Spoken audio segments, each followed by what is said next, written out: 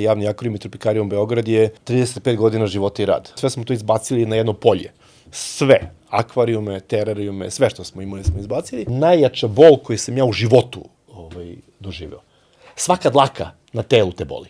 Svaki deo na telu te boli kad te ubode ta riba. Preko 80% tih životinja je kod nas udomljeno. Riba iz Azije, znači imamo jednu ribu iz Azije, verovatno, ja mislim i sigurno najveća akvarijumska riba u ovoj zemlji. Dete je želelo da se slika sa zmijom i on je rekao, super, slikaćete, ali nemoj slučajno da si rekao mami. Da li vi odgovarate tom kućnom ljubimcu i da li taj kućni ljubimac odgovara vama? Imamo i Patrika, imamo Nema, Sunđer Boba, Dori, sve te životinjice iz crtanih filmova mi imamo uživo. Deca hvataju zmiju, bace ovako, roditelji sikću kao ne hvataj. Osnova planete je priroda, životinje i mi kao jedan sastavni deo. To je to sreće kada oni prepoznaju svoje drugare iz crtanih filmova. Kao ništa nisi upecam, ne moram ni da upecam ništa, samo dođeš u prirodu i da gledaš u vodu.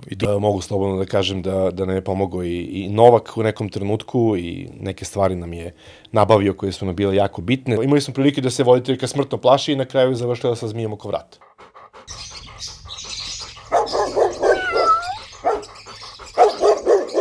Dobar dan i dobrodošli u Njuškast. Moje ime je Nenad, vaš domaćin podcasta, odnosno Njuškasta, Bagira, kao i uvek, a danas pričamo o malo drugačijim ljubimcima. Naš današnji gost je osnivač javnog akvarijuma i Tropikarijuma, Branislav. Bane, dobro mi došao. Hvala na pozivu i eto, da smo u akvarijumu, rekao bih, dobrodošli u mesto gde se rađaju srećne misli, a s obzirom da smo ovde u vašem prostoru, ponudili smo malo srećnih misli sa sobom. Hvala ti puno na izdvojenom vremenu. Biće nam stvarno zadovoljstvo danas da pričamo malo više i o vašem akvarijumu, i o akvaristici, i o teraristici, naravno. Jer obično većina gostiju s kojima smo pričali, to je pas mačka i to je to kao većinski ljubimci, ali bih voleo stvarno da imam gosta i hvala ti još jednom što možemo da pričamo i o drugim vrstama ljubimci. Preko 200 vrsta životinjica i preko 3000 jedinki. Pa možemo da krenemo. Da vidimo čega ćemo prvo voleo bih prvo da krenemo, jesi imao ljubimca kad si bio mali? To je neko standardno pitanje za početak. Pa kao klinac, kao osnovna škola, za tako nazovem, čuo sam golubove. To je tata moje čuo golubove, pa sam ja od njega to nasledio, ali golubovi su onako jedna čudna rabota. Kad kreneš da se baviš time, onda si kompletan. I naravno ja u 4. razredu osnovne škole na polugodištu budem vrlo dobar. I tata sve golubove skloni i odnese i više golubova nije bilo. Onda posle toga sam bavio malo pecanjem, ribolovom, ali čitavog života, od kada znam za sebe, odnosno taj neki školski deo, sam skupljao životinjice i odnosio ih u školu kako bi drugari iz škole sa profesorima biologije, sa nastavnicima biologije, kako bi njima objašnjavao i pokazivao i uopšte kako bi ih malo edukovao u svemu tome, jer, mislim, u školi ti nemaš priliku da vidiš živu životinju ili životinju koja je ovako, nego imaš, slika ili tako, neki eksponat, preparat ili tako nešto, a ja sam odnosio žive životinje i eto, to je bilo neki uslovno rečeno početak cele priče. Aha, znači nije bio da si imao akvarijum kao mali, pa kao nastavan sled da ide javni akvarijum i Tropikarijum. Bilo je tu i akvarijum, ali nije bila neka, da kažemo, neka preokupacija. Bilo je, tata je isto imao akvarijum, znači imali smo akvarijum u kući, ali nije to bilo toliko, da kažemo, nije toliko prostora zauzimala ta cijela priča koliko svi ostali kućni ljubimci. Aha, a reci mi kako ste došao na ideju da se otvori javni akvarijum i Tropikarijum? Pa ovako, ja sam dok sam studirao, to je bilo onako jako čudno vreme onih previranja 90-ih godina. Najlepše vreme. Najlepše vreme, da, možemo to slobodno da kažemo, kad su plate roditelja bile po 2, 3, 5 maraka i naravno, mislim, kako bi se pomoglo malo roditeljima da pomognu nama, kako to već funkcioniše, da. Ja sam neki te početak imao, prodavao sam ribice na Kalenić pijaci. Sa tim sam počeo. Gajao ribice u studentskom domu i to iznosio vikendima i prodavao na Kalenić pijaci. Kasnije je to krenulo malo više i eto, ta neka moja tezgica na Kalenić pijaci, mogu slobodno da kažem da je bila jedna onako najupečatljivija, najinteresantnija, sa puno interesantnih stvari. Ja sam, eto, ko poznaje akvaristiku, ko zna stare akvariste, prodavao sam pored starog pokojnog Srete. Ljudi ga znaju i baš bukvalno je moja tezga bila pored njegove i tu smo divno sarađivali. na toj Kalenić pijaci, tako da tako je cijela moja priča započela, posle toga je to krenulo tim putem malo profesionalnije, pa profesionalnije i onda smo krenuli na taj način da pravimo akvarijume, da pravimo fontane, da pravimo kasnije i vodene zidove i eto, to je taj deo se, da kažemo, nastavio. Ali bilo negde sam čitao ili sam čuo od nekog da ste prvo krenuli da iznosite onako životinjice, da ljudi mogu da ih vide, znači da to nije izgledalo kao sada što izgleda veliki lokal, karte, sve kako ide uz to, nego da je bilo ono kao entuzijasti da ste bukvalno krenuli. Pa, vidi ovako, mi smo, poslom se bavim ja preko 35 godina i uopšte taj javni akvarijum i Tropikarijum Beograd je 35 godina života i rada. To mogu tako slobodno da kažem, bez lažne skromnosti. I ja sam imao i firmu i pre toga i funkcionisali smo i ranije, pa u nekom trenutku preloma ovih vlasti, šta je gotovo bilo pre jedno 12-13 godina, desila se neke problematike gde su mi potpuno izgubili firmu, potpuno cela priča je propala iz određenih razloga i sve što smo imali, mi smo imali radnju u Garden centru na Vidikovcu. Tamo je bila naša radnja i ta radnja je sticajem čudnih okolnosti, s obzirom da je tad Garden centar lagano, polako propadao i u suštini je propao. Ljudi su maltene dolazili u Garden centar zbog naše radnje, a Garden centar je imao sve manje i manje robe. Ali, kažem, sticajem čudnih tih okolnosti, ja bih rekao i političkih raznoraznih, mi smo morali da zatvorimo tu celu stvar i pozadi Garden centra iza smo imali neke lokale gde su bili akvarijumi, gde su bili radionici i tako dalje i sve je to zatvoreno, sve smo to izbacili na jedno polje. Sve, akvarijume, terarijume, sve što smo imali smo izbacili i sticajem nekih čudnih okolnosti opština Savski Venac izbaci oglas u novinama koji, nažalost, mi u početku nismo videli, ali niko ga nije video za ovaj prostor gde smo sada, to je bivša mesna zajednica 4. juli, i niko se nije javio. Mi pogledamo, malo smo kasno videli taj ceo oglas i odemo da se javimo, da kažemo, ajde, mi bismo to zaista uzeli, a ne može, smo zakasnili. Naravno, oni su dužni da još neki put izbace oglas, izbacili su posle mesec dana oglas, mi smo ušli u celu priču, platili depozit, ušli u taj prostor i počeli polako, bukvalno od samog početka, jedan po jedan akvarijum. Imali smo dosta tih nekih akvarijuma iz te naše radnje. Ta naša radnja je bila potpuno fenomenalna u Garden centru. Bila je kao jedna pećina. Pećina iznad koje je bio akvarijum od 6 metara. Levo i desno je padala voda, bili su vodeni zidovi, fontane su bile ispred. Unutra je sve bilo raspoređeno po, recimo, imali smo Afrika, Azija, morske ribe, svašta nešto, znači imali smo baš bukvalno odvojeno po da kažemo, biotopima, što u tom trenutku kod nas zasigurno nije postojalo. Šta više, u tom trenutku smo imali morske ribe u prodaji, to niko nije imao kod nas, definitivno, i ljudi su dolazili kod nas. Znači, ta radnja je bila jako dobra, lepo osmišljena i, nažalost, kad smo uspeli da je završimo u potpunosti, mi smo morali da je zatvorimo. Jeste. Sticajem okolnosti, puno stvari je ostalo iz te radnje i mi smo te stvari onako jednu po jednu reciklirali, zafarbali, doterali, prelepili akvarijum i od toga smo napravili onu jednu prvu prostoriju koja je bila, ako si bio kod nas pa si video, verovatno, ta neka prva prostorija je od toga napravljena i onda smo odatle krenuli jedno po jedno da sređimo, pošto tamo imamo 2 velike prostorije, imamo jednu manju prostoriju, gore imamo bioskopsku salu, baštu, napolju i tako dalje, tako da smo malo po malo, jedan po jedan deo savlađivali, da ga tako nazovem, i sređivali, doterivali i uvodili u ovo što sada jeste. A koje godine je bilo? Kad ste ušli zvanično u taj lokal? Pa nešto 12. 13. otprilike. Ja sad, prošle je dosta vremena, znači, preprošle godine smo slavili nekih 10 godina zvaničnog rada javnog akvarijuma, pa smo to nazvali, 10 godina srećnih misli. To je bilo, u početku smo mi to pravili i nije postojala neka ideja da se tu naplaćuju karte. A inače, sama ta ideja o tome je nastala bukvalno na Kalenić pijaci, ono što sam pričao malo pre, gde sam ja na toj Kalenić pijaci imao jednu tezgicu koja je bila 1,20 m i oko te tezge je uvijek bilo 5-6 ljudi. Ono što sam ja primetio je da ljudi dolaze da gledaju to. Ljudima je interesantno da vide te životinjice, da vide kako to, da pogledaju. I oni su bili zaljubljeni u te životinjice, jer praktično je to jedna magična konekcija i veza između ljudi i životinja, ribica, tu su bili neke žabice, bilo je tu svega i svačega. I ja sam shvatio da je ljudima to lepo.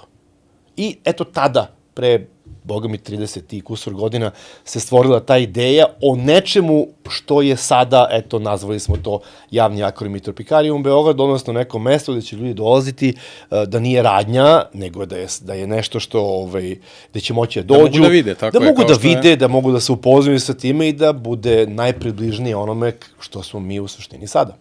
A reci mi, šta je bilo najteže za ovih, znači to je 13 godina već skoro, da li je to korona bila ili je nešto pre toga? Teško da nešto nije bilo teško. Da. Evo da ti kažem. Znači, suština je da u samom početku, od kad smo ušli tamo, tu su raznorazni problemi nastajali sa, mislim, opštine zakupodavac cele priče, pa su tu nastajali nesporazumi, razne vlasti su tu bile, pa su jedni jedno mislili, drugi mislili drugo, pa su tu svašta nešto zaista dešavalo, kao što već znamo u našem društvu šta je moglo da se dešava, tako da je zaista jako teško bilo i konstantno je tu bilo problema i sa zakupom, i sa životinjama, i sa strujom, i sa kirijom, i svim i svačim, ali korona je bila top. Korona je bila vrh problema, obzirom da 2 godine realno niko nije radio, tako. Realno. Mi 2 godine smo imali sledeću situaciju. Životinje moraju da jedu. Životinje moraju da se čiste. Zato su potrebni ljudi, zato je potreban novac.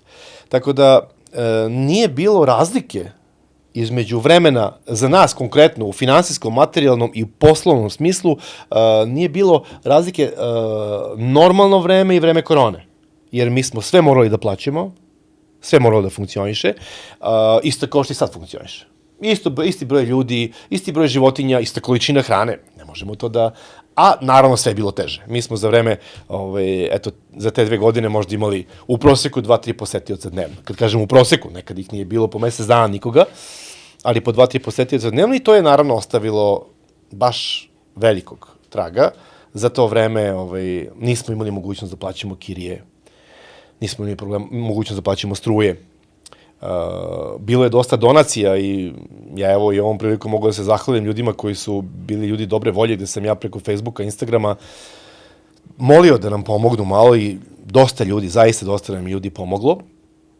Mogu slobodno da kažem da nam je pomogao i Novak u nekom trenutku i neke stvari nam je nabavio koje su nam bile jako bitne, tako da i njemu hvala za ovo sve. Da pozdravimo Novaka ovim putem. Da pozdravimo i Novaka ovim putem jer je, eto, pokazalo se da i on je došao sa svojom dečicom i deca su bile oduševljena i on je bio oduševljen time što su deca bile oduševljena da je u nekom trenutku Stefan krenuo kući sa zmijom. Da je rekao, stani Stefane, gde si pošao? I tako je nastala neka lepo divna konekcija sa njim, tako da nam i on isto pomogao u svemu tome i zaista puno ljudi koji vole životinje i koji su shvatili da mi nemamo šanse da preživimo ovo sve bez pomoći ljudi i tako je bilo. Ali, kažem, nažalost, te struje i kirije, to su bile finansije koje nismo mogli da plaćamo. Morali smo da plaćamo radnike jer u tom trenutku nismo, i zakonski nismo smeli da kažemo, mi nemamo više mogućnost, ok, radit ću sve ja sam, ne, mi to čak nismo mogli da uradimo. Tako da je to bilo najteži period i naravno od tog perioda se, evo, do ovog trenutka se, ti dugovi su se vukli i svašta nešto, gde smo, eto, napokon sticem, eto, za nas onako srećnih okolnosti, uspeli da dobijemo jedan dobar posao, iz kog smo uspeli da platimo neke stvari, te neke reprograme i da uđemo u reprogram duga i sad smo, da kažemo, zakonski u reprogramu, a veruj mi, bilo je raznih problema. Evo, sutra ćemo da vas izbacimo, za mesec dana više nećete biti tu i onda je ideja šta da radimo s 3000 životinja. Kako to da uradimo? Mislim, jednostavno nije bilo nikakve ideje šta da radimo sa tim i naravno, grčevito smo se borili, zaista smo se grčevito borili, to mogu da kažem da je borba bukvalno bila onako na život i smrt i uspeli smo to na kraju, evo sticamo okolnosti, sad smo u tom nekom reprogramu, ali naravno da sad se mora nabaviti ogromna količina novca da se svakog meseca taj reprogram isplati i mi sad isplaćamo te dugove koji su bili između ostalog za vreme korone, a dugovi nisu bili mali. Da, generalno sve je stalo bilo, ali one popularne grane kojima su pomagali, ostalo to je bilo okej i oni su i dobijali novac i ostalo nepopularne grane. Životinje moraju da jedu i moraju da budu čiste. To je naše pravilo. Kod nas je pravilo da prvo životinje, pa onda mala deca koja dolaze da vide životinje, a onda sve ostalo. To je pravilo i tako funkcionišemo od kad smo otvorili celu priču, prema tome životinje su na prvom mestu i mala deca, a ovo ostalo, ako bude, to je to. A sad kad pričamo, ok, malo se stabilizovalo, koliko imamo sad posetilaca? Jel uspevate nekako da se vratite? Ne, nije se stabilizovao. Posetioci se nisu stabilizovali iz prostog razloga što krenuli su malo škole. Nama su jako veliki deo, znači kod nas je do sada bilo preko, ja bih rekao, čak i 110.000 dece u ovom trenutku. U tim organizovanim dečjim posetama mi smo napravili organizovane priče gde su obdaništa, predškolske ustanove, škole, srednje škole, fakulteti dolazili kod nas u raznim formatima. I praktično to je nama jedan od izvora prihoda gde oni imaju vođenu turu sa biolozima, naše biološkinje sa biološkog fakulteta obilaze sa decom i sa ljudima, objašnjavaju, pokazuju, upoznaju ih sa tim životinjicama, sa njihovim životom i uopšte kako se one gaje i tu raznim zanimljivostima. Onda mi imamo tu jednu bioskopsku salu gde puštamo kratke podvodne filmove u saradnji sa asocijacijom ravnonačkih instruktora, nacionalnom asocijacijom. Mi smo napravili festival kratkog podvodnog filma i podvodne fotografije nečujno. Do neposredno pre korone je to funkcionisalo, sad je to malo zastalo, nadam se da ćemo uspeti to da uradimo. Najveći problem je što tu nema sredstava i poprilično nema interesovanja na nekim višim nivoima da to funkcioniše. Iskreno se nadam da će to da može da zaživi, jer mi zaista smo tu imali filmove i podvodne fotografije najkvalitetnijih svetskih podvodnih fotografa i snimatelja. Znači, ne YouTube filmove, nego autorske filmove, potpisane, da mi imamo pravo da ih prikazujemo na festivalu i da imamo pravo da ih prikazujemo u edukativne svrhe zbog dece, ljudi i svega ostalog i mi to, koristimo, šta više sa subotom i nedeljom te filmove puštamo. To je sastavni deo svih tih organizovanih dečjih poseta koje smo tu organizovali. Moram da kažem da biološki fakultet je imao pre korone, sad je to malo stalo, praksu. Letnju praksu su biolozi imali kod nas sa biološkog fakulteta, a veterinarski fakultet je imao obavezne vežbe u prvoj godini, brucoši su imali obavezne vežbe kod nas, tako da smo onako napravili jednu priču koja je od tih svih životinjica, vam moram da kažem da je preko 80% tih životinja kod nas udomljeno. To su životinje koje ljudi nisu mogli više da čuvaju, dali su ih nama. Mi smo prihvatili, za njih napravili velike akvarijume, terarijume i sve ostalo i od toga napravili tu kolekciju. Znači, praktično od udomljenih životinja mi smo napravili jedan najpre edukativni sadržaj, gde kompletan školski program osnovnih škola, srednjih škola, fakulteta, mi možemo da im prikažemo uživo. A onda smo napravili i jedan turistički sadržaj, jer ovo je u ovom trenutku, ja bih rekao, jedina institucija te vrste kod nas u zemlji.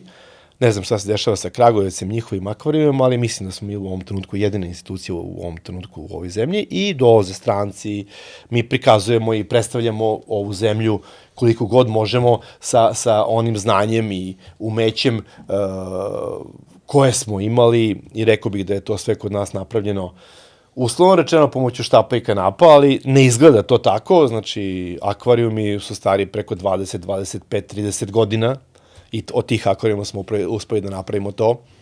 Terarijumi su od recikliranih materijala, od nekih iverica, od nekih stiropora, od nekih betona i tako dalje, ali kad dođeš i pogledaš, ti to ne vidiš. Ti ne vidiš da je tako. Da, to je ono iza kulisa, onako. Mislim, ti ne vidiš da je to tako. Što je moje mišljenje stvarno jedinstveno mesto u Beogradu i generalno u Srbiji. Spojili ste nešto, ok, turistički deo i to je nešto što jednostavno moraš, na svakom biznisu moraš da imaš neki prihod, nešto šta će ti donositi, a opet taj edukativni deo koji bi trebao da bude primarni za državu i za edukaciju, da ti dete iz vrtića dovedeš i pokažeš mu životinjicu, preće da je zavoli, preće znati i kako da se ponaša sa životinjom i mnogo je lepo nego da mu samo pokaže da još u udžbeniku kako izgleda i riba i zmija ili bilo šta, tako da mislim stvarno svaka čast i opet se vraćam na ono, krenuli ste iz ljubavi nešto, a kad kreneš nešto iz ljubavi koliko god da je teško, guraš ga nekako pa... Mi živimo taj život, mi živimo tu priču, mi smo tamo napravili ono što se nama sviđa, što se nama dopada. Sticam okolnosti smo, uslovno rečeno, bili primorani. Nismo bili primorani, ali smo prihvatili te životinjice i od njih napravili tako nešto. Koliko imate ukupno sada preko životinjica? Preko 3000 životinja u ovom trenutku. Preko 200 vrsta. Raznih životinjica. I tu su životinje zaista sa svih strana sveta. Tu su ogromne pirane iz Amazona. One lako velike. Tu su one aruane iz Amazona takođe, to su one ribe istočnačke, ribe sreće i blagostanja po feng shuju, što se ih čuvaju. Razne vrste ciklida, neonkica, malih, velikih riba iz Amazona, ribe iz Afrike, ribe iz Azije, znači imamo jednu ribu iz Azije, to je verovatno, ja mislim i sigurno najveća akvarijumska riba u ovoj zemlji, velika je kao onaj veliki blok broj 5 za crtanje, ako se sećaš kako je to bilo, teška je preko 15 kg i stara 16 godina. Nju smo udomili pre 8 godina, nju smo prihvatili da držimo i za nju smo, eto, iz jednog u drugi akvarijum i sad u jednom velikom akvarijumu od skoro 2000 litara, taj akvarijum je nama donirao poznati Bože Amazona, jedan od najstarijih akvarista u ovoj zemlji zaista, koji je držao radnju u zoološkom vrtu, pa kad je zatvorio radnju u zoološkom vrtu, on je nama donirao taj akvarijum, mi smo ga rasturali, prelepili, skockali, doterali i od njega napravili baš akvarijum za tog velikog azijskog guramija. Interesantna stvar je da smo tu ubacili u saradnji sa Zavodom za zaštitu prirode i Biološkim fakultetom, ubacili smo deo sa našim domaćim vrstama. Znači, tu imamo naše domaće vrste riba. Imamo domaće vrste vodozemaca, gmizavaca, poskoke, smukove, guštere, žabe, svašta nešto. To je sve napravljeno u edukativne svrhe sa svim tim nekim specijalnim dozvolama i to je ovako interesantno. Interesantno je da imamo Jadransko more, ribe iz Jadranskog mora i životinje, škrpinu, murinu, hobotnicu, rakove, školjke, zvezde, ježeve i tako dalje. Onda je, i jako je bitna stvar, ta neka edukativna stvar, upravo u tom domenu naših domaćih vrsta.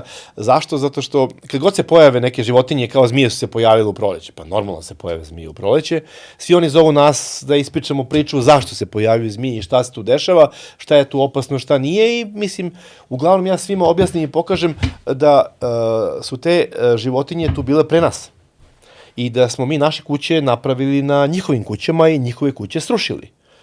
S obzirom da je to tako, kako mi pravo imamo da pitamo odakle te zmije tu. Ona je tu bila pre nas i ona je došla tu ponovo, verovatno, i njoj nije prijatno da bude tu, u tom betonu, našem betonu i uopšte u ovim našim okolnostima i uslovima, slučajno je zalutala, najverovatnije u potrazi za hranom ili eto, u nekoj, da kažemo, potrazi za parenjem ili šta god to bilo. Tako da, ono što je kod nas jako veliki problem je da su ljudi potpuno otuđeni od prirode. Nešto što je nekada bilo normalno. Normalno je da ti odeš u prirodu i da ideš na pecanje, da ideš da se družiš sa životinjama, da plivaš i da pored tebe prolazi žabe i svašta nešto. Sada je to već podignuto na nivo najgore moguće nacionalne opasnosti. Mislim da to tako nazovem. Pojavljaju se zmije, haos, zmije, pa šta? Te zmije su, kako rekoh, bile tu pre nas. Drugo, te zmije su bezopasne. Uglavnom, na teritoriji Beograda nema otrovnih zmija, a i te otrovne zmije koje postoje van na nekim većim visinama nisu zmije koje nas žele da napadnu. Mi njima nismo plen. Ona napada što mora ili što je zgaziš ili... Ona napada samo iz razloga što se osjeća ugroženom, mi je nagazimo ili prođemo pored nje onako, a da nismo obratili pažnju i tako dalje. I opet je tu naša greška. Zašto? Zato što u tu neku prirodu obično idu u papučicama, gaćicama i tako dalje, gde ti kad odeš u prirodu, da znaš da ima otrovnih zmija, odeš u makar kožnim patikama, u makar farmericama sa dobrim čarapama, makar tako, a ne i to je to. Ljudi su malo su se zaboravili da nismo mi, bez obzira što smo ultimativna vrsta na planeti, nismo mi osnova planete. Osnova planete je priroda, životinje i mi kao jedan sastavni deo. Znači, su to naši jednaki kao i sve životinje koje su sunarodnici. To su naši sunarodnici i kad budemo to shvatili, sve ovo što se sada dešava je, nažalost, i ova preterana gradnja uništila je staništa mnogih životinja, zaista mnogih životinja i nažalost, taj glas naučnika se ne čuje, biologa, naučnika se ne čuje, zato što eto, bitnije su pare, očigledno, i nešto što se zove velika građevina i tako dalje, nego ta priroda iz koje smo zaista potekli. A sutradan kad te prirode više ne bude bilo, kad budu počeli neki požari, kad budu počele neke poplave i tako dalje, onda će biti jao majko, a mogli smo to da sprečimo. Tako da, mi se zaista trudimo u Javnom akvarijum i tropikarijumu u Beograd da upravo vratimo taj neki prirodnjački način razmišljanja kod ljudi. Taj način razmišljanja da smo mi iz te prirode potekli, da smo iz te vode potekli, da to što mi postojimo ne znači da treba da uništimo vodu, da isprljamo sve to, jer i tu vodu sutradan treba da pijemo. A mi sve radimo kontra. Mi sve radimo potpuno suprotno od onoga što je, eto, ne znam kako da nazovem, što je jedan što bi prirodno prirodni, prirodni sled stvari. Mi se trudimo da to radimo ne drugačije, nego da radimo na pravi način i da ličnim primerom pokažemo ljudima da nije teško voditi računa o životinjama. Zaista nije teško. Ono što je mene oduševilo i što smo komentarisali baš, to je te radionice što radite sa decom. Znači, koji u svemu? Mislim da je poenta da se krene od malih nogu. Ne možeš ti dete da učiš da on reciklira u 20 godina, on mora da nauči da reciklira sa 3. Tako da verujem da i sa životinjama isto tako i to je isto stvarno super. Te radionice, te kampove koje ste pravili, mislim da radite tu pravu stvar, jer po mom mišljenju strah je nešto što je najveći problem, a kad pričamo o teroristici, zmijama i ostalo, i strah je nešto što nije urođeno, to je nešto što se stiče kasnije. Tako da, gledao se neki klip na YouTube-u gde su roditelji oko nekog kaveza i zmije sa decom i sad deca se igraju sa zmijama, roditelji komentarišu i bubice su na roditeljima. Deca hvataju zmiju, bace ovako, roditelji sikću kao ne hvataj. Tako da, mislim da radite stvarno pravu stvar. Sad si jedno 5 tema pokrenuo. Počet ću od prve da može u 20 godina da se nauči da se reciklira, ali malo teže. Kaznama i ostalim stvarima i već tako dalje. Ta mala deca su sunđeri.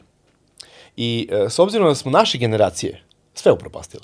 Znači, što kažu, mi smo sve upropastili, sad moramo da se vratimo nazad. Pa evo, makar ta deca koja počinju neki svoj život i neke svoje živote, makar da njih naučimo kako ne treba.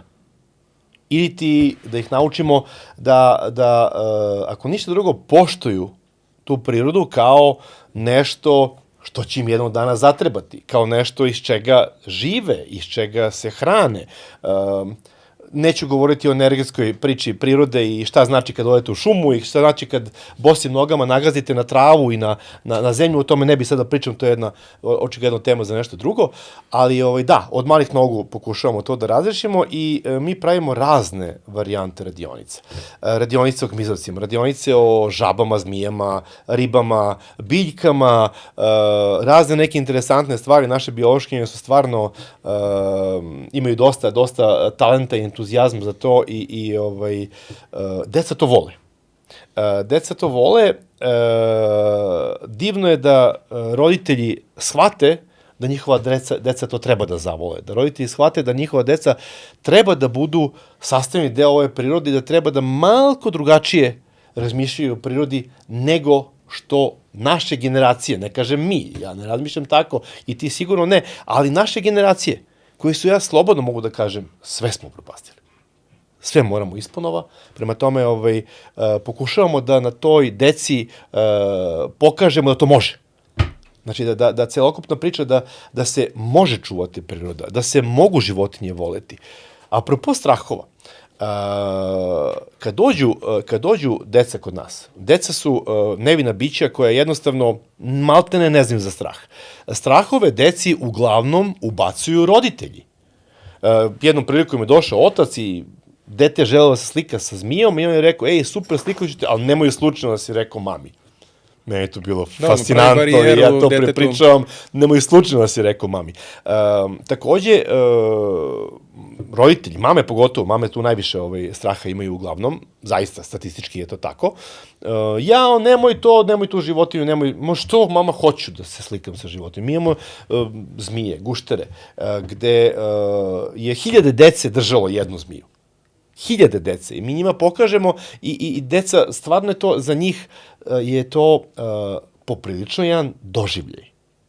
Držati životinju, pa držati guštera. Pa interesantna stvar je da mi u akvarijumu imamo i u akvarijumima našim imamo i Patrika, imamo Nema, Sunđer Boba, Dori, sve te životinjice iz crtanih filmova mi imamo uživo.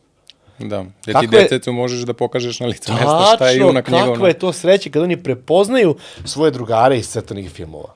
sreća je neopisiva. Prema tome, da, taj rad na deci je nešto na čemu smo koncipirali celokupnu priču i rad na deci je nešto što, kako da objasnim, to je zaista nešto, jedno ulaganje u budućnost. Ulaganje u nešto što nama treba, što mislim, i dalje se to na jednom širem delu populacije, možda sad i malo užem, malo se to promenilo u glavama ljudi, ali taj neki broj ljudi koji smatra da treba iskrčiti celu šumu i sve skinuti da bi se napravila zgrada i tržni centar.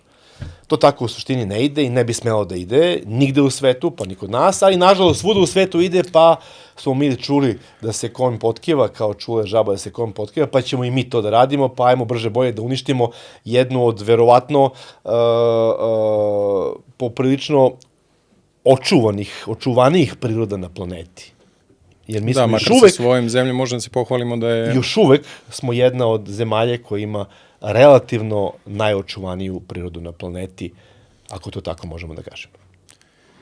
Da, svaki put se oduševim kad prolazimo preko Tara ili preko nešto nedirnuta priroda i onda dođeš do Zlatibora gde, mislim, ono na šta liči, to je... Od jedne od najlepših planina napravio si drugi Beograd. Meni je fascinantnija stvar da taj profil ljudi koji ide se odmori na Zlatibor. To je meni još fascinantnije. Znači, profil ljudi koji hoće da se odmori na Zlatiboru. Ne znam šta ima tamo da se odmori. Ok, ako si možda u divljini, u tom nekom divljem delu, može to da prođe. Ali tamo gde su pljeskavice, pice i Coca-Cola glavna fora, nisam baš siguran da može da se kaže da to može biti neki odmor ili nešto da kažemo da tamo mogu da... Ja lično tamo ne bi mogu da provedem svoj odmor. Ne, ni po tačkom razlog. To je kao da sam u Beogradu, tako da... Malo gore. Što je manji prostor. Malo, u Beogradu možeš da pobegneš malo, evo, kad dođete kod nas do akvarijuma, pobegnete malo od svega toga, a tamo ne možeš. Da. Ništa, morat ćemo, pošto meni kolega audio koji radi sa nama u studiju, on se plaši zmija. Kad sam rekao da će doći gost, rekao može da se desi da će dovesti nekog ljubimca koji kaže vidi, upalim ti ton i ja odo. Tako da mora da poradimo i sa njim, onda dobro, nismo doveli ništa u ovom trenutku jer malo je pretoplo je napolju i nisu baš ovo neki uslovi. Mi se trudimo da tim životinjama obezbedimo najbolje moguće uslove. Mi imamo mogućnost, šta više imamo i specijalne dozvole koje nam omogućuju, postoje životinje koje su čipovane i to su recimo loptasti pitoni i tako neke životinje, za koje mi imamo dozvolu da ih iznosimo i prikazujemo i svašta nešto, ali po ovim uslovima napolju je 35 stepeni. Prosto nijedna od tih životinja ne treba da bude u nekim, ok, možda su oni tamo u nekim svojim uslovima, u nekim svojim životima, gde oni žive u prirodi, možda ima tih temperatura, ali ovo su poprilično ekstremi. Vozimo se kolima, podigne se temperatura na 50 stepeni, stalno se menja temperatura i kod nas je uglavnom temperatura konstantna u javnom akvarijumu i tropikarijumu i trudimo se da nema preteranih promena. Ovo je bilo ekstremno, tako da eto kolegi možemo da kažemo da je kolega je sigurno odahnuo jer nismo doneli zmiju, ali ajde, sledeći put ćemo da ga dovučemo vamo pa da mu objasnimo i pokažemo da ili ćemo doći prvo sa njim u akvarijum. To nije nikakav big deal, tačno, nije nikakav big deal držati zmiju. Zmije je jedno biće koje je prvo bezopasno. Znači, mi imamo najveći, mislim, sve što imamo vamo je neotrovno, osim nekoliko poskoka koji su u pokaznoj varijanti i zato su tu da ljudi vide kako oni izgledaju. I naravno, njih ne diramo, njih hendla isključivo profesor sa fakulteta biološkog koji ih je i doneo u svemu tome. I što se tiče ovih ostalih zmija, one su bezopasne. Pa čak i ako ti ta zmija ugrize, to je ništa. Znači, ona te je ogrebala, bukvalno kao da si se ogrebao na ne znam šta, kamen ili šmirglo ili nešto slično, znači ne postoji ni opasnost, ni od kakve infekcije, a daleko od toga da je to neka problematika za organizam, otrov i tako da to ne postoji. A problem je u svim emisijama i ti na TV-u bilo šta da gledaš gde su zmije u pitanju, oni ih prikazuju kao da su ne znam šta, znači kao neka fama. Ja se plašio zmija dok je prvi put nisam stavio oko vrata, ti vidiš da je ona... Ma imali smo razne problematike, znači imali smo problematike, mislim konkretno, kad sam otišao na RTS jednom prilikom, mislim, te žene su tamo toliko plašile zmija da ona nije htjela da uđe u lift sa mnom.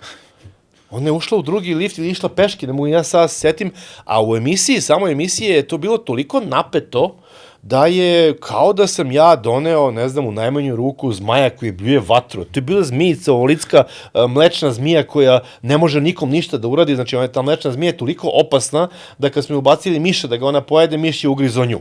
Toliko je ona opasna.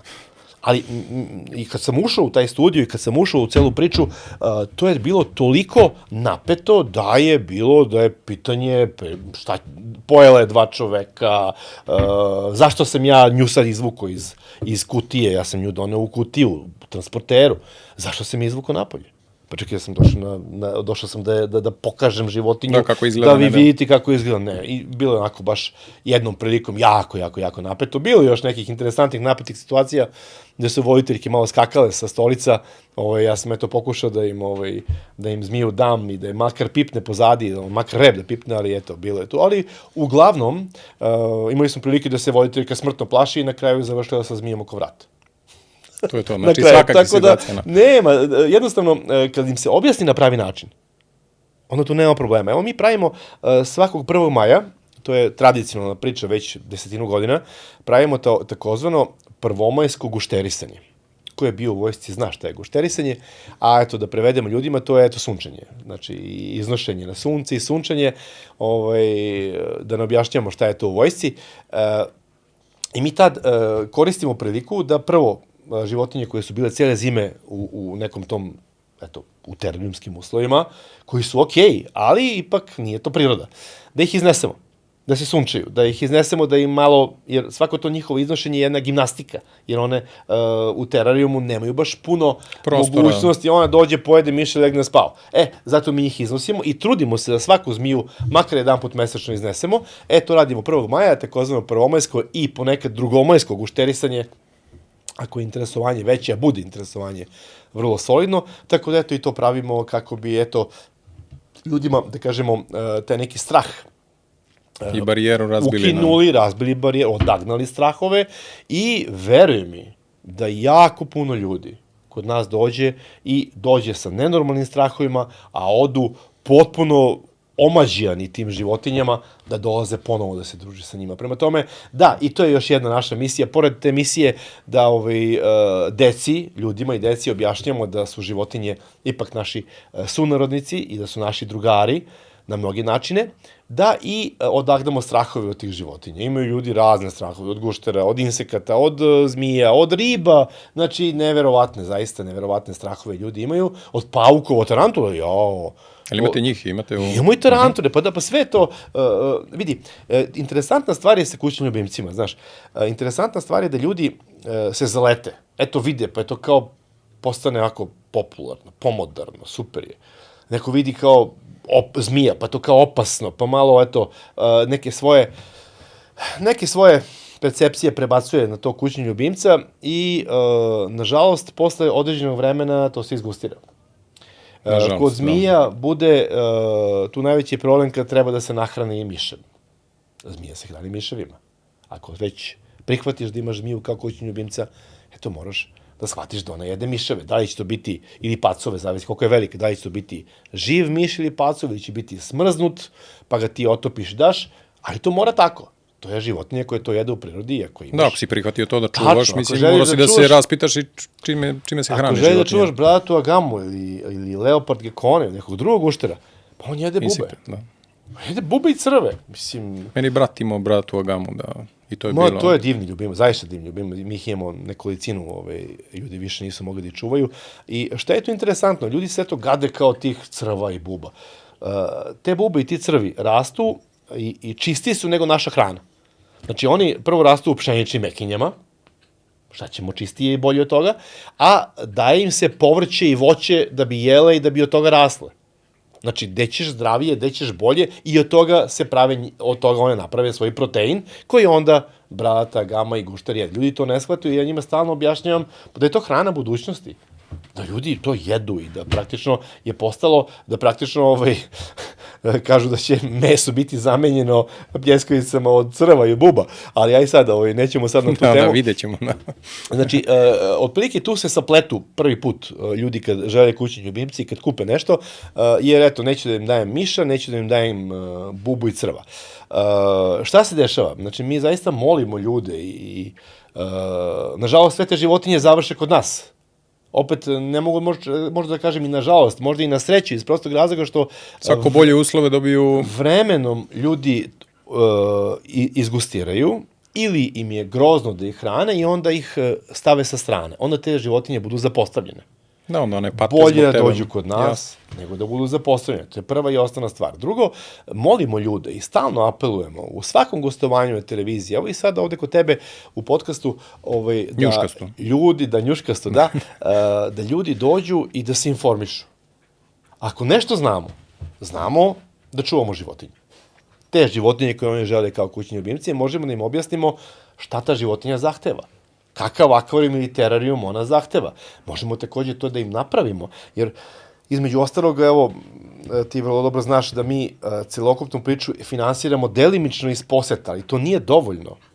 Mi pravimo akvarijume, fontane, vodene zidove kako bi upravo to rešili. Iz jednog takvog projekta mi smo uspeli da uđemo u reprogram i rešavamo lagano dugove za vreme korone. Znači, mi njima objasnimo i pokažemo kako, možemo im to napraviti i jako bitna stvar je da dođu i da pitaju. Ok, postoji internet gde ima svega i svačega, znači internet je... Na internetu svi znaju sve, tako da... Na internetu svi apsolutno znaju sve i ja sam imao prilike da vidim ljude sa jednim akvarijumom da su najveći stručnici za morsku akvaristiku.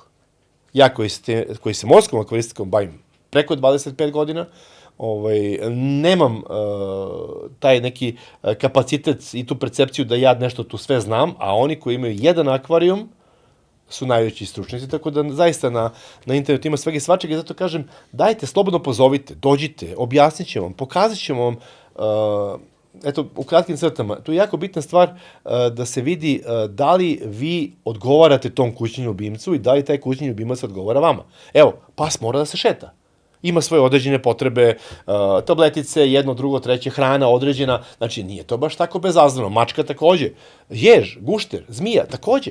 I mi onda možemo da im objasnimo i pokažemo šta treba i da, ukoliko se desi, da procenimo da ta osoba nije za tu životinju, a to vrlo lako možemo običnim pitanjima da dođemo do toga, dedukcijom prostom i običnim pitanjima, vidimo da li ta osoba može da čuva tu životinju i na kraju, ako baš ne može ništa, onda na kraju može akvarijum. Jer akvarijum je zaista jedna, uslovno rečeno, najjednostavnija stvar za održavanje.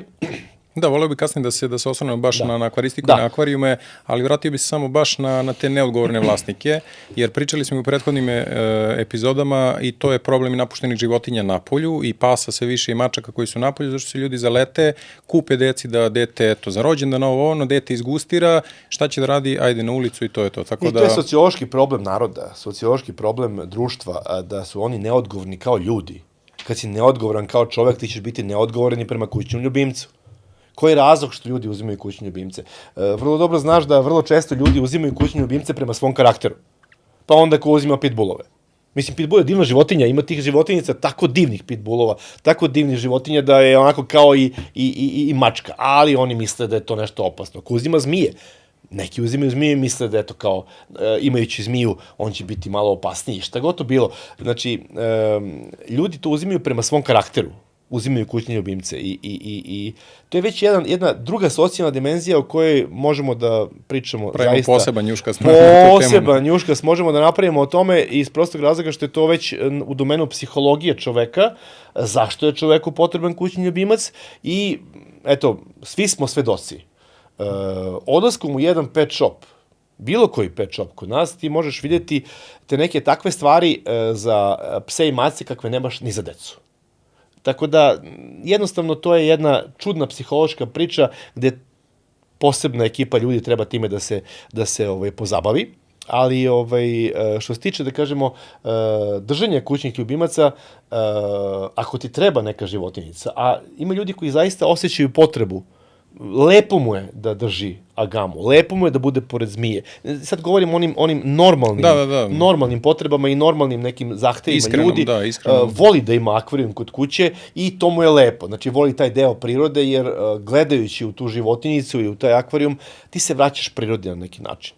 Jer mi smo iz te prirode potekli i naš mozak reaguje na prirodne oblike, reaguje pozitivno na te prirodne oblike, iako mi to ne možemo da u prvom trenutku shvatimo ili kako god, ali osetimo. Naš mozak pozitivno deluje na sve to i nama to, ljudima to jednostavno prija. Ako mu prija, to je pravi način i pravi razlog da imaš kućnog ljubimca. A ne, eto, ona ima zmiju, pa ću i ja. Ne, to nije pravi razlog. Znači, a pravi razlog je da ti nešto prije, da imaš neki lep osjećaj. Kad je životinja pored tebe. Kad vidiš životinju, da ti nije grozno bude na tebi, da nije grozno jer ta životinja, evo, dešava se, držimo blato gamu, pa se ona pokaki na meni. Pa šta da radim? U redu je, očestiš, to je životinja. Isto kao i sa psima, isto kao i sa macama. Sve, pih dlake. Ja kažem, uvek pominjem bagi selinja, on ima i dlaku i podlaku. Normalno. Kažem, ok, samo što usisamo više puta nedeljno. Ako je ta dlaka najveći problem koji imamo u stanu, pa to je... Da, on je član porodice. Tako je. On je član porodice. Ajmo kao prema članu porodice, jer on jednostavno kad pogledaš tu životinju, šta drugo možda pomisliš nego da je on tu, uvijek je tu za tebe i kad god imaš neki problem, on je tu da odmah krene da vileni poradi, da tu neku negativnu priču koja ti je trenutno u glavi nastala od svega i svačega, prebaci u pozitivno. Isto tako i sa svim kućnim ljubimcima. I sa akvarijom, i sa terorijumskim životinjama. Dođeš iznerviran sa posla, vidiš šagamicu, ona te čeka da jede i ti je daš da jede i ona tako dođe i to pojede sve i tako dalje. Uspevaju, u tome stvarno uspevaju. Jeste. A rekao si da si pecaroš i ko nije, ja sam pecaroš i otac mi je pecaroš. Bio sam pecaroš, pa kad sam počeo se bavim akvaristikom, ja sam prestao da budem pecaroš. Ja sam sportski ribolovac, upaci, upeca i pusti, to mi je okej. A u poslednje vreme, od kad sam počeo od držanja akvarijuma, ja sam onda ponovo počeo da kolektujem, da skupljam te životinjice i da ih hvatam na razne načine, da bi ljudima to prikazali, tako da danas imamo i babuške, i šarane, i klenove, i razne vrste životinjice koje smo u saradnji sa Zavodom za zaštitu prirode ubacili, tako da. Ali to je ono što si rekao, koliko se osetiš, ko nije pecaroš, to ne zna. Kaže, šta gledaš u te štapove? Ne, nije uopšte poenta u štapovima. Kao ništa nisi upecao, ne moram ni da upecam ništa, samo dođeš u prirodu i da gledaš u vodu. Bitisanje u prirodi, samo da si tu, samo te prirodne oblike mozak da ubaci, da oči prebace u mozak i da mozak to prihvati, to je više nego dovoljno. Nažalost, mi to ne cenimo i najveći deo ljudi nema to saznanje da, eto, bitisanje u šumi, 20 minuta, nema boljeg leka nema boljeg leka za smirenje i za sve ostalo od takvih nekih stvari. Bitisanje u vodi, gaženje po travi, gaženje po zemlji, rad u bašti rukama sa zemljom, šta to znači za čoveka? Znači, to neko bitisanje, bez obzira na to, to je i naučno dokazano da taj neki direktan kontakt stvara razmenu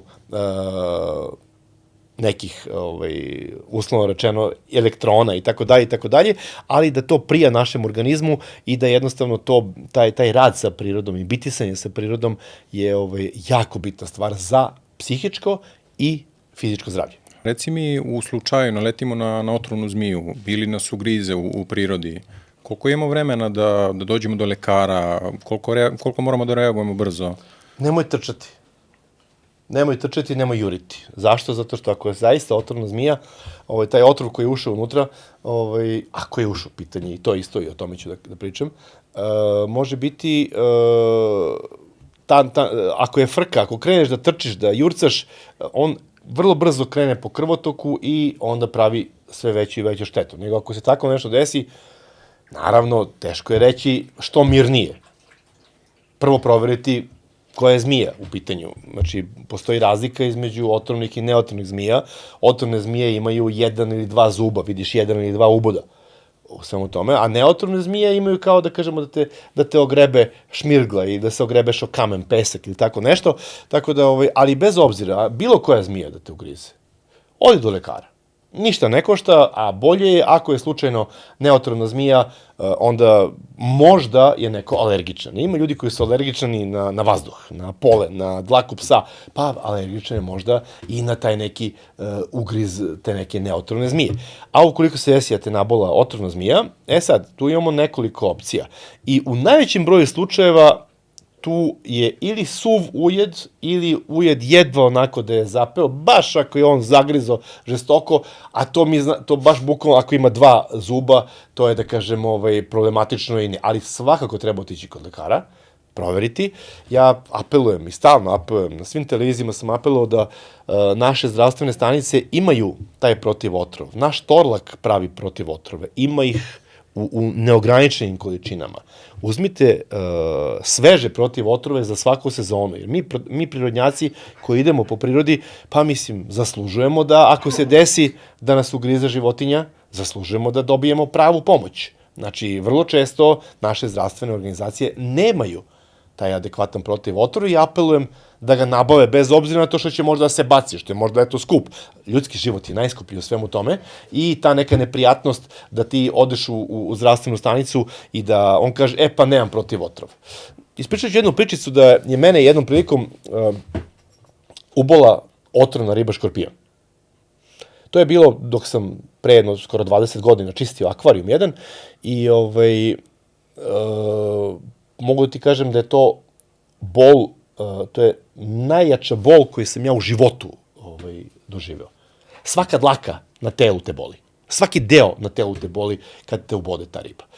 Mene on ubao u bukvalno srednji prst sa ona 3 otrovna peraja, ona 3 najotrovnija na glavi i to je tako hiruški precizan ubod bio da kad sam ja taj otrov istisnuo, on je bukvalno sa 3 mlaza izlazio napolje.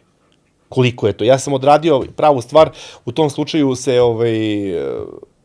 odmah po mogućstvu iscedi koliko to možeš da uradiš, onda se to mesto stavi u najtopliju moguću vodu koju možeš da izdržiš, to je tih nekih 60 stepeni, ili već koliko može, znači što vreliju vodu, i ode se kod lekara. Ja sam sve to uradio, otišao kod lekara i u hitnoj pomoći su rekli, pa mi ne znamo to. Nikada to nije ovdje bilo. Ja onda kažem, dobro ljudi, super, ja sam šta da radimo, pomoći, odoh ja da umrem. A oni kažu, pa nemoj tako. Ja kažem, pa kako? Ja sam došao kod vas, ova institucija, da mi pomognete u svemu tome, pa mi to ne znamo. Ali kaže, idi u tropske infektivne bolesti, oni će možda ti kažu. Ja odem, naravno vozio sam auto tada, mislim, bio sam dovoljno, to malo zavisi od kilaže, znaš, ti otrovi, tih životinja su vezane i za kilažu. Ja sam tad oko 100 kila imao i ta riba je bila prilično velika, ali mene to držalo me taj adrenalin i sve me to držalo. Ja odem i kaže baka, sine, nemamo mi to. I kažem, pa šta da radim? Pa kažem, vidim ja da si ti dobro u redu, to imaju na moru od onih zmije tamo, riba pauk, dragon i tako dalje, ali mi to kaže ovde nemamo, ali vidim da si ti dobro, ako ti baš nešto ne bude, idi ponovo u hitnu pomoć, ali vidim da si dobro i bit ćeš okej. Tako sam ja prošao. Kad me uvela, kad me nabola otrovna riba škorpion. Da tako ne bi ljudi prolazili kad ih ugrize poskok, što je jedna poprilično, ajde ne mogu da kažem obična stvar, ali verovatna stvar kad odeš u prirodu. Zašto da ne? Verovatno je. Apelujem da se nabave ti protivotrovi i da se ta neka prva pomoć jeste. Tu obično idu neki antihistaminici zbog eventualnih alergija i tako dalje i taj serum protiv svega toga i stvarno, mislim, zaslužili smo da imamo neku adekvatnu negu i molim zaista da se ti protivotrovi nabave pred svaku sezonu, da se nabave sveži protivotrovi, jer Torlak je divna, jedna jaka institucija koja to zaista ima. Prema tome, pritom proizvodimo, da ne proizvodimo, da uvozimo, pa da kažeš da nemamo. Onda, ako zdravstvena organizacija nema to, onda je to već nemar. Onda je to već nemar i nevođenje računa o ljudima, što je osnovna svrha zdravstvene organizacije, znači vođenje računa o ljudima. Ja ne znam za kako izgleda škorpion, znam da je mene u Ulcinju, u pesku, riba pauk, čini mi se, sa 3 zupca. Poznato crnogorski Dragana. Dragana. To je inače riba dragon, pa Dragana. Ali Crnogorci zovu Dragana. Tako da jeste. Jeste bio katastrofalan, da. I znam da sam zakopavao nogu u pesak, jer je to bilo, apropo temperature. Jeste. Da, i na vruć Iscediš pesak. ga što više možeš i u najtopliju moguću vodu, ali trebalo je otići kod lekara, jer ima ljudi koji su i osetljivi na otrov od dragane. I jednom prilikom sam imao čovek od 120 kila, znači upecao je ribu, uhvatio je rukom, nabola ga je, on je trenutno ušao u neki šok i morao je da ide, izgleda da je bio alergičan na tako nešto. Nije, mislim, ta riba dragon ima otrov, ali nije tako jak kao otrov ribe škorpion. Inače, ta riba škorpion je sada postala redovna na Jadranskom moru. Znači, ljudi je već uporno pecaju, hvataju i ima je na Jadranskom moru, znači da vrlo brzo možemo očekivati da takvi slučajevi počnu i na Jadranskom moru da se dešavaju, iz prostog razloga što je to riba koja je spora, mirna, živi u kamenju i jede male sitne ribice. I ti je ne vidiš, jednostavno je ne vidiš tu. I eto, to je, da kažemo, jedan kuriozitet. Mi tu ribu imamo, dobili smo kao donaciju, da ljudi dođu da vide kako to izgleda i da mi objasnimo šta se dešava u svemu tome, šta se dešava i kako treba odreagovati na sve to i uopšte na sve te otrovne vrste kad se dese. Tamo ću onda kad budemo došli gore kod vas ponovo, rekao da vidim kako izgleda i ona. Jako lepo izgleda, zaista. I šta je još interesantnije? Interesantnije je da je to riba koja je kao škarpina. To je riba koja je jestiva, ima divno meso. Potpuno fenomenalno meso ima, znači ne možeš da raspoznaš da nije škarpina, jer je iz istog roda, to su iz roda skorpionida. Imamo jedan interesantan film koji puštamo deci koja dolaze kod nas u te edukativne posete, zove se Đavo je riba. I ona pokazuju te ribe iz roda skorpionida, kako one funkcionišu, kako ti otrovi funkcionišu, kako se one mimikriraju, kako ti ne možeš da je primetiš dole. Recimo, ti si u pesku u Ulcinju nagazio na ribu draganu, na dragona, ali ona je boje peska. Ona je potpuno identična kao pesak i ti nju ne vidiš. Ti možda je vidiš samo kad si sa maskom i veruj mi, kad ronim, uopšte nije lagano da ti primetiš da je to riba. Vidiš pesak. Ili tačkice po njoj, boja, sve apsolutno isto, mimikrije na najvišem mogućem nivou, prema tome, da, jeste to malo problematično. Reci mi sad, ili imate neku statistiku koliko je do sada ljudi bilo posetilaca kod vas? Pa ja ne mogu sada ti kažem tačan broj posetilaca, to je poprilično šareno. Zašto ti to kažem? Mi smo imali do sada preko 100-110 hiljada dece u organizovanim dečjim posetama. Ovako je to bilo mnogo, mnogo više. Ali ta poseta zavisi malo od svega. Od društvene situacije. Zavisi od toga da li je maraton u Beogradu ili nije maraton u Beogradu. Zavisi od toga da li je vruće ili nije vruće. Zavisi od toga da li je preveliki sneg, jer nažalost naša ulica je mala i mi se nalazimo u tom nekom dedinskom delu gde u našoj ulici u našu ulicu nikad nije ušao onaj da čisti sneg. Grtalica. Nikada grtalica nije ušao, znači nikad nije čišćen sneg. I prosto dolazak i poseta kod nas zavisi od raznih dešavanja kod nas. Evo, nažalost, ticam okolnosti, poslednjih 7, 8, 9 meseci smo imali vrlo smanjenu posećenost i eto, to zaista utiče na naš opstanak. Zašto ja kažem dođite kod nas i pomozite nam? Ajde, slušajte, bit će vam lepo. Evo, sad smo otvorili bašticu i bašta je interesantna. Tu je naše bonsai drveće, tu su naše domaće vrste riba, tu su kornjače, jedna lepa priroda, jedna džunglasta atmosfera kod nas. Znači, dođite, sigurno će vam biti lepo, ali vi na taj način nama pomažete. Znači, dolaskom kod nas, ljudi nam pomažu, jer tom nekom plaćenom minimalnom kartom zaista, mi ćemo kupiti hranu, mi ćemo moći da platimo neke ljude, nećemo moći da platimo sve, ali nam to zaista pomaže. Prema tome, svaki dolazak kod nas pomaže da ove udomljene životinje možemo da održimo u dobroj formi i dobroj kondiciji, mada kažem, kod nas vlada neko razmišljanje da su životinje na prvom mestu i deca koja dolaze da obilaze to sve, a onda mi svi ostali. Reci mi, koja je cena karte? Za odrasle je 600 dinara, za deca od 3 do 12 godine je 300 dinara. Mislim da je više nego simbolična cena, a zajedno sat vremena nekog druženja, neke edukacije, nekih interesantnih stvari. Interesantna je stvar da, recimo, vikendima imamo i neki takozvani magic show, to je jedan naš prijatelj, Rus mađioničar, koji dolazi i objašnjava i pokazuje deci trikove sa životinjama.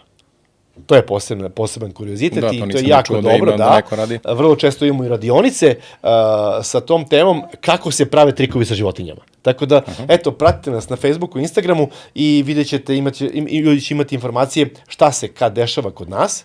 Mi takođe organizujemo i dečje rođendane i dečji rođendani kod nas su edukativni rođendani. Nisu ono pustiš decu u igronicu pa šta bude biće, nego deca imaju određena disciplina, postoji gde naše biološkinje njima objašnjavaju, pokazuju, gde se igraju igrice. Razne igrice vezano za životinje gde deca to zaista vole i rođendan kod nas je baš edukativan. Edukativan i događaj. I ljudi se vraćaju više puta i tako dalje i tako dalje. I naravno da nam na taj način pomažu da održimo onu celu priču, jer eto, moram da kažem, mi nemamo pomoć institucija, imali smo pomoć određenih pojedinaca, ljudi koji znaju kakav posao radimo, kad zakukamo preko društvenih mreža, a moramo s vremena na vreme, jer recimo desi da se priča. Mi smo imali i jedan interesantan socijalni program, što je bilo recimo da je ponedeljkom bilo besplatno za penzionere, sredom za studente, utorkom za decu osnovnih škola. I onda se desilo da su mi ostali bez hrane za životinje. Onda smo ostali potpuno bez hrane za životinje. Ja sam rekao, ja se zaista izvinjavam, socijalni program, mi imamo životinje koje treba da očuvamo, nemamo načina u ovom trenutku drugog, prekidamo taj socijalni program, molim vas, shvatite to na način. Ali kažem, baš sam početak ovog njuškasta, da ga tako nazovemo, je bio interesantan što su mi u početku imali samo donacije. Znači, ljudi su donirali, eto, šta su odlučili, jer ja sam smatrao da mi nismo imali adekvatnu ponudu da bi neko mogli nešto naplatimo. I računamo da dolaskom kod nas, ispričamo im priču, da će oni da doniraju neki novac da to bude, eto, nama uslovno rečeno dovoljno. Naravno da u to, kako smo se mi širili, tako to više nije postalo dovoljno i onda smo u nekom trenutku odlučili za simbolične ulaznice i to je zaživelo. Ako već ideš u zoološki vrt i plaćaš, naravno, ne možemo se uporediti sa zoološkim vrtom, jer zoološki vrt je jako veliki, to je drugi tip životinja, a opet s druge strane, sastav životinjica kod nas je jako interesantan. Zašto to kažem? Mnogi ljudi, što je meni bilo malo nerealno, kažu, jao, kod vas je fenomenalno lepše nego u Budimpešti. Ok, Budimpešta nisu baš... Za poređenje. Ne da nisu za poređenje, njih je prvo napravila država. Ovo smo napravili mi. Drugo, oni nisu promenili ništa 25 godina. Budimpešta, ništa. Bukvalno je ostalo sve maltene isto, neke sitnice čisto zamenjene su životinje koje su uginule ili tako nešto, ali kažu, bili su kao u Beču, bili su nešto u Italiji, kao kod nas je lepše. Kažem, pa nije moguće. Ipak je ono tamo veliko, ipak je veće, tamo imaju i ajkule i svašta nešto i kažem, hvala vam na komplimentu, ali mislim da nije, ne kaže, kod vas je ovde super, kod vas je sve onako fino, intimno, direktno, vi ste to napravili iz ljubavi i ja kažem, ok, znači pogodili smo temu. E sad, šta je bilo kad bismo zaista to napravili sa nekim novcem, kad bi imali, eto, kad bi nam neko dao poverenje, recimo država kad bi nam dala poverenje da napravimo naš javni akvarijum i tropikarijum, što je gotovo bilo, ja ne znam šta bi uradili, ja sam siguran da bi napravili mnogo bolje nego što je sada i siguran sam da bi napravili mnogo bolje nego što bi napravio neko da ga plate iz inostranstva. Da uradi, da. Da uradi tako nešto. Ja sam siguran da bismo mi to uradili u skladu sa našom kulturom, u skladu sa našim životinjama, naravno i svetskim, ali bi to napravili u skladu sa jednim prirodnjačkim načinom razmišljanja i da, mi smo stručni da to napravimo, mi to možemo da napravimo i zaista bih volio da nas neko jednog dana angažuje da napravimo naš javni akvarijum koji, eto, kako čujemo, u nekoj pripremi i zaista bi bila čast i želeli bi da učestvujemo u tome. Eto, mi smo tu da pomognemo i sa naše strane šta budemo mogli i da napravimo neki prilog i da dođemo i da snimimo i da predstavimo publici i ovim putem stvarno pozivamo i naše gledaoce i sve da posete javni akvarijum i tropikarijum. Svaka informacija je bitna. Tako je. Znači svaka, interesantna stvar je da kada imamo neka dešavanja, tržni centar neki ili tako nešto, polovina ljudi zna za nas, a polovina ljudi nema pojma. Tako je, verovatno i ovako, mi imamo dosta ovih pratioca na društvenim mrežama. Ja sam sam preko 300 puta bio na raznoraznim televizijama. I Oni kažu, mi ne znamo za vas. Dobro, ne znate, u redu je. Dobar potencijal da saznate, sad znate, dođite do nas. I vidite, da. I vidite šta je. I uglavnom to bude oduševljenje. I šta je interesantna stvar? Profil ljudi koji dolazi kod nas je potpuno, onako, jedan, ja mogu da kažem, jedan intelektualni profil ljudi u smislu toga da ljudi koji vole prirodu. Ali, i ljudi koje vidite na prvi pogled da su malo onako poluagresivniji, to se primeti u ljudima, oseti se u vazduhu. Istog trenutka padne svo oružje. Sva oružja padnu, sve padne i oni počnu potpuno drugačije se ponašaju. Imao sam, evo imam razni moji prijatelji koji dolaze kod nas, kažu, ja kad dođem ovde kod tebe, ovo je jedno od retkih mesta gde se ja osjećam potpuno opušteno i gde meni jako, jako lepo. Ja vam da kažem, ja sam zaista počastvovan time, znači pogodili smo temu. Da. Prema tome, eto, to je takvo mesto, zato sam to nazvao kao Petar Pan, mesto gde se rađaju srećne misli. I zaista je to tako i zaista je ona priroda koju smo tamo organizovali takva, puno životinjica, puno biljaka, puno razumevanja, ljudi koji su kod nas vole prirodu, vole životinje, ponekad se desi neka problematika, ali znate šta, mislim, kod nas rade deca volonteri, studenti, koji prosto, to su studenti i ti u toj situaciji neko to zna, neko ne zna, neko voli, neko ne voli. Znate, nije to profesionalna ekipa koja tu radi, nego je to jedna ljubavno, dobrovoljna ekipa koja tu radi iz tih nekih, da kažemo, dobrovoljnih razloga i razloga da vole prirodu, vole životinje i ljudi to koji dolaze osjećaju.